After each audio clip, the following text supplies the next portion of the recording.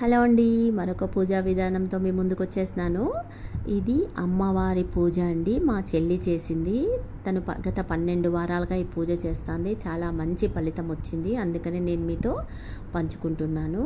ఈ పూజ వచ్చేసి కామాక్షి అమ్మవారి పూజ. ఈ పూజ కావలసిన పూజా సామాగ్రి కామాక్షి అమ్మవారి పటం ఉంటే సరే, లేకపోతే అమ్మవారి పటాలు వేరేవైనా సరే పెట్టి మనము కామాక్షి అమ్మవారిగా భావించి ఈ పూజ చేసుకోవచ్చు. ఈ పూజకు కావలసిన పూజా సామాగ్రి అమ్మవారి పటము, పసుపు, కుంకుమ, అక్షతలు, పళ్ళు, పూలు, విడిపూలు, మాల, ధ్వజస్త్రము, కర్పూరము, టెంకాయి, ఏదైనా తీపి నైవేద్యము చేయాలి. దీంతో పాటు ప్రమిద, కొత్త ప్రమిద. ఇది 16 వారాల పూజ అండి. కొత్త ప్రమిదలో ఒత్తులు, నూనె వేసి దీపం వెలిగించి అమ్మవారి ముందు మనము అలంకరించుకున్న తర్వాత దీపం వెలిగించి అమ్మవారి ముందు మనము మన సమస్యను కానీ మన కోరికను కానీ చెప్పి అమ్మవారి విరచితము, కామాక్షి అమ్మవారి విరచితము, కామాక్షి అమ్మవారి కవచం, ఈ 2 స్తోత్రాలను మనం పఠించాలి.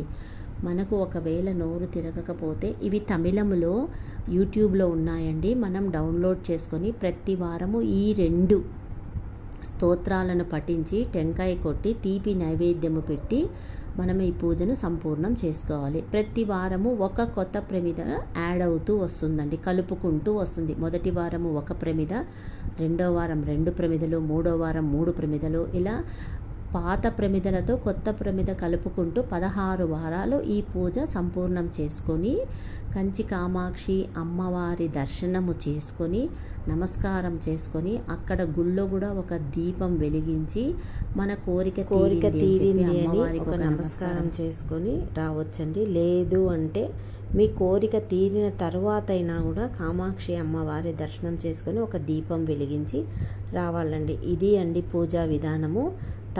తప్పకుండా కామాక్షి అమ్మవారి దర్శనం చేసుకోవాలి కంచిలో. లేకపోతే మనకు చేత కాకపోతే ఇంట్లో నుంచే కానీ నమస్కారం చేసుకొని పూజ సంపూర్ణ. వీలు కాకపోతే ఇంట్లో నుండైనా మనము నమస్కారం చేసుకోవచ్చు.